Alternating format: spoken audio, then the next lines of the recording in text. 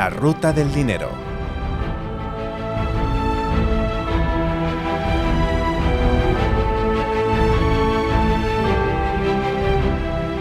Pues otro capítulo más de la ruta del dinero, esta vez con morriones y arcabuces. Fernando Luque, bienvenido. Hola, Joaquín, muchas gracias. Vamos a hablar del sector que de verdad yo creo que interesa más, por lo menos de los que más hablamos los inversores en los últimos tiempos. Sector defensa. Sí. Yo creo que es una de las, desde luego, de lo que más sube, de lo que más está en nuestras cabezas, y sobre todo porque tenemos al señor Trump diciéndoles a los gobernantes de todo el mundo que tienen que subir su inversión en defensa en los próximos años, lo cual hace que se haya que invertir. Sí, a ver, es un sector que ha sido muy rentable en bolsa, no solo este año, sino si remontamos pues a los últimos 5 años. He hecho la comparativa entre un ETF del sector defensa que cotiza en Estados Unidos y lo he comparado con el S&P 500, o con el MSCI World. Y claro, ahí en nuestros últimos 5 años el ETF americano ha subido un 72% en euros y el MSCI World un 30%, o sea que ha duplicado esa rentabilidad. Pero es verdad que es un sector rentable, obviamente, pero también es un sector polémico, ¿no? Porque hay pues muchos inversores, o hay inversores que pues no quieren invertir en el sector defensa simplemente por razones éticas. Y ahí pues yo no tengo nada que objetar. Lo que sí tengo que decir es que uno me puede decir, bueno, Fernando, yo no quiero invertir en el sector defensa, yo prefiero pues un fondo sostenible y así me quito el problema de que el fondo invierta en un sector, digamos, problemático, entre comillas. Pues bien, a ese tipo de inversor le tengo que decir que los fondos sostenibles, por lo menos los fondos de renta variable europea sostenibles, porque hicimos un estudio sobre este tipo de fondos, también invierten en el sector defensa. Y no invierten poco. Te voy a dar cifras, porque vengo a este podcast con algunas cifras. Si cogemos los fondos de renta variable europea ESG o ASG, el 43% de estos fondos tienen alguna exposición al sector defensa, comparado con un 56% de los fondos no ESG que tienen exposición a este mismo sector. Entonces me puedes decir, vale, pues a lo mejor tienen un 0,0, no. El peso es, no voy a decir considerable, pero si lo comparamos con los fondos no ESG, pues podemos decir que están más o menos en el mismo nivel. El peso del sector defensa en los fondos sostenibles es del 1,9. Repito, de los fondos sostenibles de renta variable europea. 1,9. Comparado con el 2,3% para el resto de fondos. Es decir, pues es más o menos lo mismo. Pero es verdad que si analizamos las compañías excluidas de los fondos ESG, porque aquí hay una zona gris. Hay empresas o tipo de armamento excluido y otro tipo de armamento que incluso la Comisión Europea considera como, digamos, normal encontrarlo dentro de un fondo sostenible. Hay lo que llamamos las armas controvertidas. ¿Qué son las armas controvertidas? Pues son, por ejemplo, pues todas las armas químicas, las minas antipersonas, que eso es verdad que los fondos ESG pues eliminan completamente este tipo de exposición en sus fondos. Pero luego hay tipo de armamento que no están excluidos de estos fondos ESG, que son lo que llamamos las armas militares, ¿no? Las armas utilizadas por las fuerzas de defensa, donde ahí podemos encontrar pues compañías que fabrican misiles con capacidad nuclear, como Airbus o Safran, por ejemplo, las francesas, que tienen, digamos, ese armamento como producto. Y podemos ver ese tipo de compañías dentro de los fondos ESG. Cuando hablamos del sector de defensa, me gusta separar mucho, es decir, hablamos de una parte que parece que está militarizada, pero la mayor parte de los valores, cuando tú estás comprando compañías, hay un componente aeroespacial quizá mucho más importante que el negocio militar. Y además me ponías 2 ejemplos claros. Yo cuando compro Airbus, esencialmente creo que lo que estoy comprando es A320. O sea, es decir, aviones, es decir, el peso fundamental del negocio es todo lo que es la aviación civil. El componente del Eurofighter me parece que es menos importante. Cuando estoy comprando Safran, estoy comprando motores, como con Rolls-Royce. Con Rolls-Royce, sí. Es decir, otra cosa a lo mejor es que me digas el caso de Rheinmetall, que dices, oye, son los cañones de los Panzer, pero dices, y seguramente no ha habido mejor valor en Europa en los últimos años para tener en cartera que es Rheinmetall. Yo es una de las ideas de inversión que he desechado y precisamente a lo mejor por haber tenido algún componente de peso muy ESG y seguramente equivocado. Sí, pero es un poco la dificultad del sector, ¿no? Que no todos los ingresos de las compañías provienen de la fabricación de armamento, ¿no? Pero bueno, hay que verlo de esa forma. Es verdad que decía que la Comisión Europea ha cambiado un poquito su punto de vista respecto a la inclusión de este tipo de compañías en los fondos ESG, pero bueno, yo lo menciono porque la gente seguro que te va a decir, no, yo es que prefiero un fondo sostenible, no quiero que el fondo invierta en compañías relacionadas con armamento, y lo más probable es que sí, que su fondo ESG pues tenga alguna exposición al sector defensa. Luego, yo creo que desde el punto de vista de este podcast, de la ruta del dinero, yo creo que hay que apartar el tema ético, que ya es un tema muy personal, y ver el sector desde un punto de vista de la rentabilidad. Es que yo creo que los lectores, la gente que nos está escuchando, esencialmente la gran pregunta que se hacen es, vale, esto está muy bien, es muy interesante, evidentemente la inversión que se va a hacer va a propiciar que seguramente haya subidas, pero claro, después de todo lo que han recorrido, ¿es el momento de entrar? Para mí es la gran pregunta que hay que hacerse, porque claro, es un poco, es decir, creo que cualquiera de los valores que comentaba anteriormente, con otro que voy a hablar, seguro que es Leonardo, porque es mi favorito en la cabeza, pero a veces mentalmente yo empiezo a pensar que dices, seguramente si lo tienes en cartera hay que mantenerlo, pero no sé si es el momento o la oportunidad idónea para entrar en estos niveles. A ver, nosotros ahí tenemos, no voy a decir la respuesta, pero lo que hacemos es pues, valorar las compañías y darles un rating de estrellas que es muy distinto del rating de fondos, ¿no? Porque el rating de fondos lo que hacemos es mirar la rentabilidad y el riesgo pasado, y ahí pues le das una estrella al fondo que lo ha hecho muy mal y 5 estrellas al fondo pues, que ha destacado dentro de su categoría. El rating de acciones es un rating que está muy ligado al potencial de revalorización futura. Y ahí tengo que decir que dentro del sector defensa hay un poco de todo, evidentemente.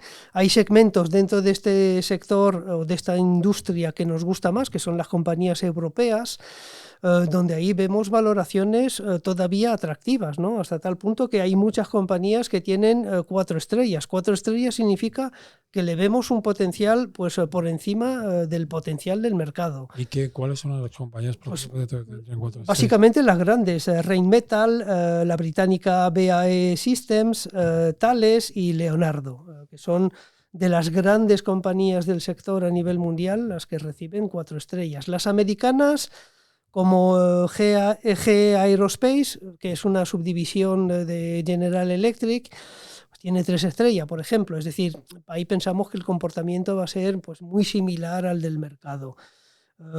Pero ahí sí que nos gustan mucho más las compañías europeas por valoración que las compañías americanas. Y eso pues tiene una importancia, iba a decir, crucial a la hora de seleccionar el producto, porque también vamos a hablar de producto. Pero en principio, si me baso en el análisis de nuestro analista del sector, pues yo diría que pues hay potencial, por lo menos en las compañías europeas, más que en las americanas. Decía que te iba a comentar el caso de Leonardo, que además tú sabes que lo tenemos en la cartera del Eco 30, y que yo creo que además ha sido la gran discusión que he tenido como asesor del fondo frente al gestor, con Jacobo Blanquer, en las últimas revisiones. Leonardo es un título que ha mejorado brutalmente cualquier expectativa que pudiéramos tener cuando lo compramos. Que lo compramos porque esencialmente una parte del negocio de Leonardo son los helicópteros civiles. Es decir, es una parte del negocio que lógicamente no hay que construirlo en el mundo ligado al mundo de la defensa, pero evidentemente helicópteros se van a necesitar. Es un valor en el que hemos llegado a entre triplicar y cuadruplicar la posición. Entonces, en ese contexto, claro, yo cuando ves, dices, que la maduración que ha tenido el título, me he planteado decir, oye, es el momento de cortar. Y claro, cuando dices que Europa tiene por delante uno de los programas de inversión más importantes, no te vas a quitar una de las pocas compañías de defensa que hay. Es una compañía que este año va a hacer más de 1.000 millones de beneficios. Pero son 1.000 millones de beneficios por los que estoy pagando un multiplicador de beneficios de casi 30 veces.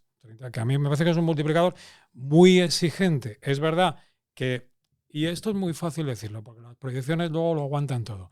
En el año 27 es una compañía que va a hacer más de 1.400 millones de beneficios, lo cual sería bajar el multiplicador de beneficios a poco más de 20 veces, lo cual es bastante razonable. Pero se va a producir toda esta oleada de inversiones cuando además ya estamos viendo que la Unión Europea está retrasando las ayudas que hay a los estados en defensa. A ver, sobre si el sector ha subido mucho o poco, te voy a dar un dato. Si cojo un ETF del sector defensa europeo, desde los mínimos del mes de abril ha subido un 40%. Esto es lo que ha subido el Nasdaq. Tampoco es que ha habido una... Es verdad que hubo momentos ahí de, digamos, de repunte muy fuerte del sector, pero bueno, si miramos la historia más reciente, tampoco, te iba a decir, me da casi más miedo a nivel de gráfico la bolsa japonesa que el sector de defensa europeo. Y luego lo que hay que reconocer al sector de defensa europeo, como al americano también, que no es fácil encontrar en otros sectores o en otras industrias, es que muchas de las compañías tienen lo que llamamos ventajas competitivas. Es un sector con unas barreras de entradas muy fuertes. Es decir, no montas una compañía de defensa de la noche a la mañana. Tienen el famoso muro defensivo. Sí, además también una barrera tecnológica que es difícil de superar. Y luego yo tengo un poco el concepto del sector defensa como un sector defensivo. ¿Recuerdas que hicimos un podcast sobre el sector defensivo donde hablamos del sector salud, del sector de bienes de consumo, eléctricas y consumo, y en las utilities? Bueno, pues este para mí es casi el paradigma del sector defensivo. ¿Por qué? Primero, porque es un sector que se nutre del aumento del gasto militar y te aseguro que vamos a tener aumento del gasto militar en el futuro. Yo lo creo. Es un sector donde la demanda... De eso estamos todos convencidos. A mí la duda es... Si está repercutido en el precio. No, y sobre todo si los estados, todas esas inversiones que van a cometer van a llegar. O sea, ya estamos viendo, por ejemplo, en Europa un retraso. En Estados Unidos se está hablando de que va a haber que, con el cierre en este momento que hay de la administración, que va a haber que ayudar a las empresas. O sea, es decir, si toda esa inversión, toda esa cascada de inversión va a llegar en los tiempos que nosotros tenemos en la cabeza. Yo creo que sí, porque es un sector, como se dice vulgarmente, estratégico. ¿El dinero de dónde sale? Se emite deuda, Joaquín. El problema no es el dinero, por lo menos para gastar en defensa. Lo hemos comentado ya en este podcast. Por primera vez en Estados Unidos, ya el gasto en cubrir los intereses, pagar los intereses de la deuda, supera al gasto militar anual. Sí, sí. O sea que además es un sector con unos flujos de caja no solo estables, sino crecientes. Que además ahí, para la mayoría, es decir, para todas las compañías del sector, pues se firman contratos plurianuales. Es decir, ¿qué quieres más para un sector defensivo a nivel, digamos, de cuentas de resultados? Es que no hay otro sector igual que este a nivel Fernando, que parece que me he puesto en contra del sector de defensa. Lo que creo es que hay que racionalizar mucho. No hay que pensar ni por asomo que vamos a ver ya subidas como las que se han producido en el pasado. Es un sector que comparto contigo la idea de va a ser defensivo porque se va a seguir invirtiendo, pero para mí el argumento principal de por qué hay que seguir en el sector es que, como tú decías, no puedes crear compañías nuevas, tienen ese muro defensivo y eso va a mejorar el margen de las compañías significativamente en los próximos años. Lo que sí que estoy convencido es que en las compañías de defensa el margen es de los pocos sectores que te puede garantizar una mejora en los próximos años. Sí, luego, a ver, si tenemos que alcanzar ese famoso 5% de gasto en defensa, hay recorrido, ¿eh? A nivel de contratos del gobierno hay mucho recorrido. No sé si llegaremos al 5%, pero, a ver, el empuje está para que los estados lleguen a ese 5%. Y luego, sector defensivo. Te voy a decir lo que hizo el sector en el 2022. Recuerda que el 2022 fue un año muy malo para la bolsa. El S&P 500 cayó un 20% en dólares. Pues bien, si cojo el ETF americano, porque los ETFs europeos son muy recientes, si la bolsa cayó un 20%, el sector defensa subió un 10% en el 2022. No hay mejor sector defensivo que esto. Estás el año de la invasión de Ucrania y lógicamente el sector defensivo Ya sí fue sí. Pero estamos en guerras continuas. Bueno, hemos hablado de valores, porque además yo creo que hemos citado casi, creo que a lo mejor nos hemos olvidado de Thales y bueno, por supuesto en el mercado español tengamos en cuenta a Indra, pero como fundamentalmente en la ruta del dinero el producto estrella es el ETF o el fondo de inversión, vamos a centrarnos un poco en lo que podemos encontrar los inversores vía producto. El primero, para no tributar a Hacienda, ¿qué es lo que podemos encontrar vía fondo de inversión? Hay solo un fondo disponible para el inversor español, que es un fondo de DNB, es el European Defence, que es un fondo noruego, es una gestora noruega. Es curioso que no haya más fondos del sector defensa cuando pues, ha habido este interés por el sector, pero bueno, de momento es el único fondo, digo en formato fondo de inversión, disponible para el inversor europeo. ¿Qué tiene en cartera? Pues te voy a dar las tres principales compañías, tampoco te voy a sorprender, es Rheinmetall, Rolls-Royce y Hexagon. Voy a decir que ahí hay, digamos, poca sorpresa en cuanto a la cartera, aunque lo que también quiero mencionar es que hay diferencias fundamentales luego cuando vamos a hablar de los ETFs, porque aquí hay dos tipos de ETFs. Los ETFs que invierten globalmente, es decir, pues parte en Estados Unidos y la otra parte básicamente en Europa, y los que se centran exclusivamente en Europa. Yo repito que nosotros a nivel de valoración nos gusta más el sector europeo que el sector americano.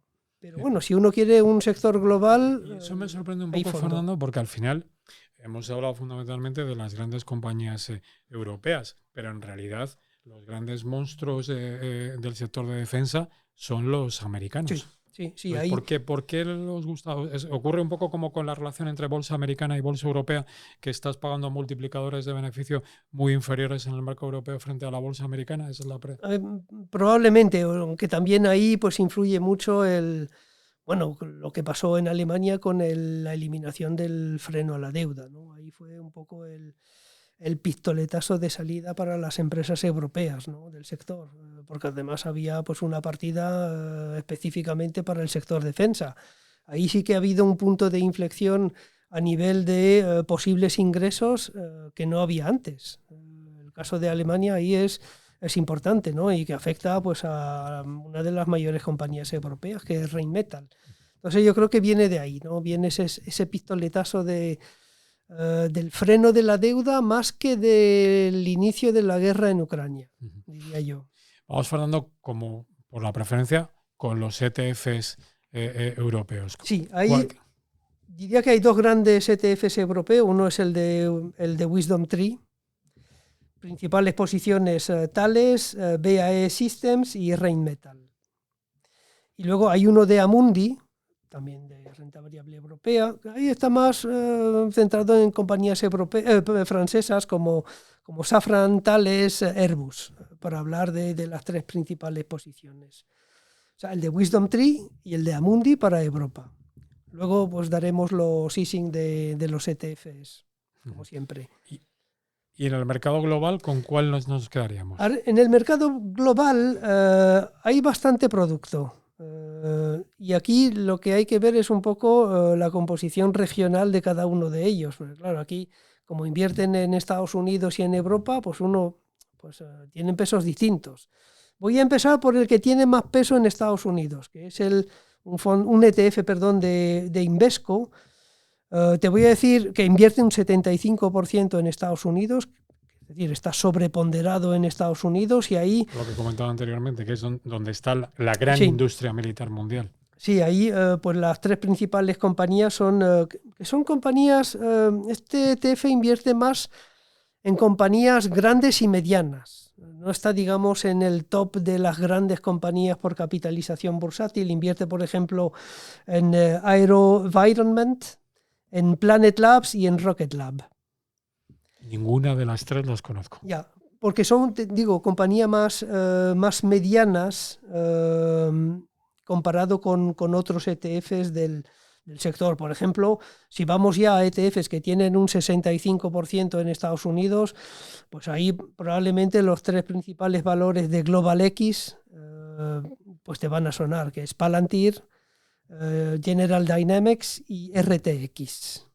Sobre todo General Dynamics es la más... Sí, y Palantir, que ahí es también el gran referente del gobierno americano para todo lo que es el sector defensa, tratamiento de datos. Sí, es una gran compañía que tiene muchos contratos con la administración Trump. Fernando, como yo creo que además lo que decía un poco al principio, es un sector que nos interesa mucho a los inversores, pero la gran duda que nos genera es si es en estos precios el momento de entrar. Yo creo que aquí sí que cabe un poco la posición táctica de acercarte a este sector. Creo que hay que aprovechar cualquier corrección que se produzca en mercado para ir subiendo un poco o acercarte a esa posición que no te atreves un poco a tomar. Sí, yo hice lo contrario. Te digo lo que yo he hecho con mis carteras. Yo he reducido y me he quitado el sector defensa. No porque el sector defensa no tenga buenas perspectivas, sino Esto porque... me parece totalmente contradictorio de lo que venimos contando hasta ahora. Porque es una posición táctica. Es decir, cuando entré en el sector no pensaba mantenerlo a largo plazo. Entré en el sector porque había una oportunidad táctica. Claro, tú cuando entras en un sector de forma táctica y el sector te sube no recuerdo exactamente, pero te sube un 15% en 2 semanas, pues a mí me hace reflexionar. 15% en 2 semanas es muchísimo. Ya sé que puede seguir subiendo. Y yo creo que cuando lo vendí, pues siguió subiendo. Pero digo, a ver, 15% en 2 semanas, si te planteas un objetivo de rentabilidad del 7% anual, ¿no? 15% en 2 semanas... Pues para mí es mucho. Ya volveré a entrar en el sector.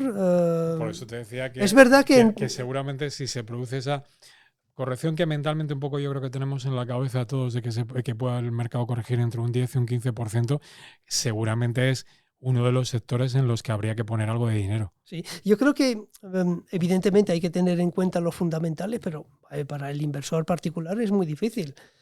Uno tiene la idea de que efectivamente es un sector que va a recibir mucho dinero público, pero claro, para el inversor de a pie valorar esto de cara a largo plazo es complicado. Repito que nuestros analistas sí que son positivos para el sector europeo. Pero yo te digo, yo aquí he jugado la carta táctica, es decir, a ver, es como el oro, por ejemplo. Es que cuando ves el gráfico del oro que tiene una subida parabólica, dices, a ver, es que esto en algún momento va a recortar. No sabe exactamente cuándo va a recortar, pero sabe que va a venir un recorte, ¿o no? Con el oro, por ejemplo, y es lo que, por ejemplo, veo también en la bolsa japonesa. Por eso te decía, la bolsa japonesa es que tiene una subida parabólica.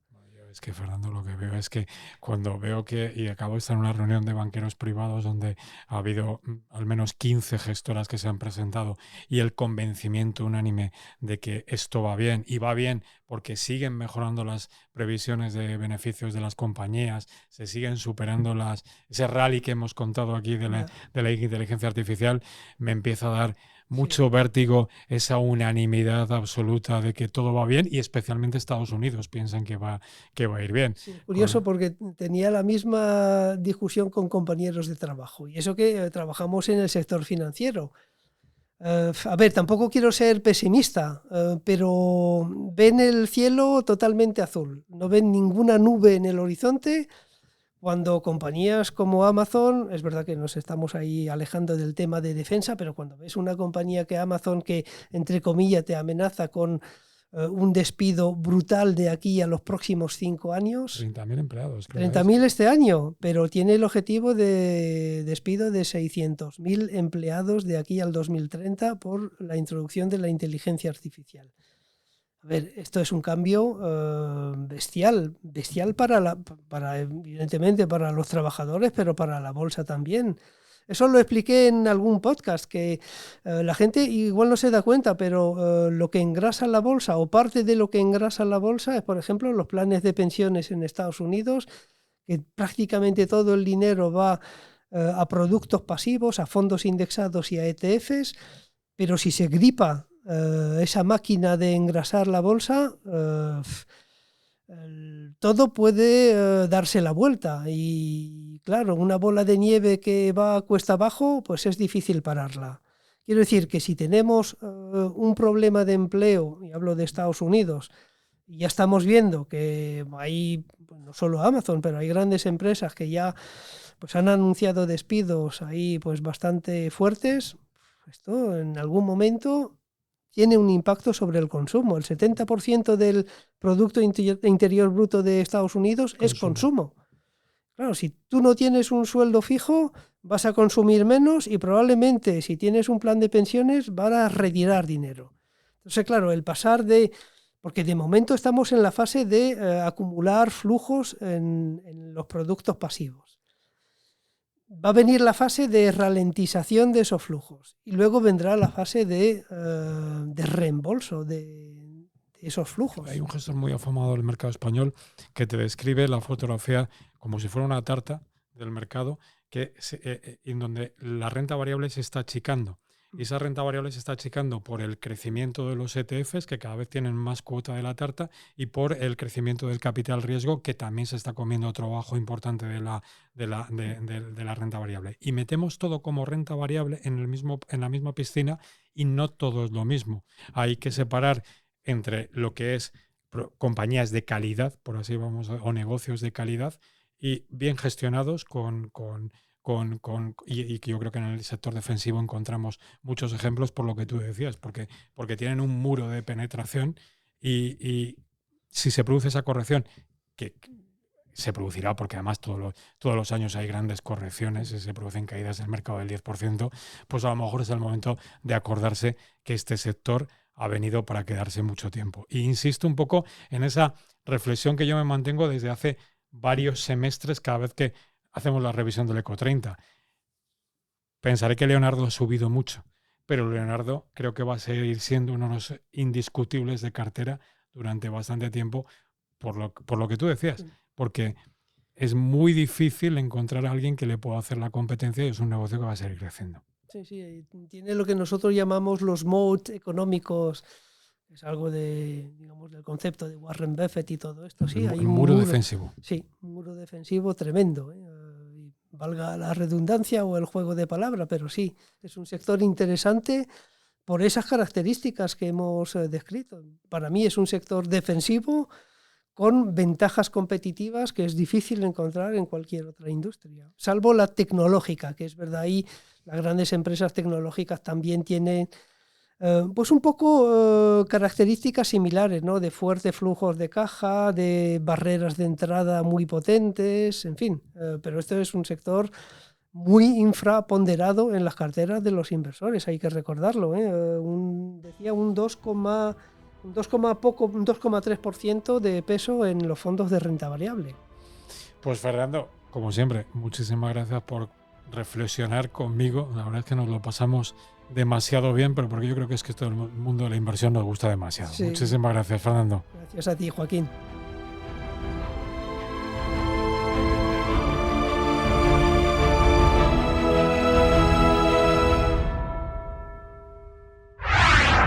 El Economista Podcast.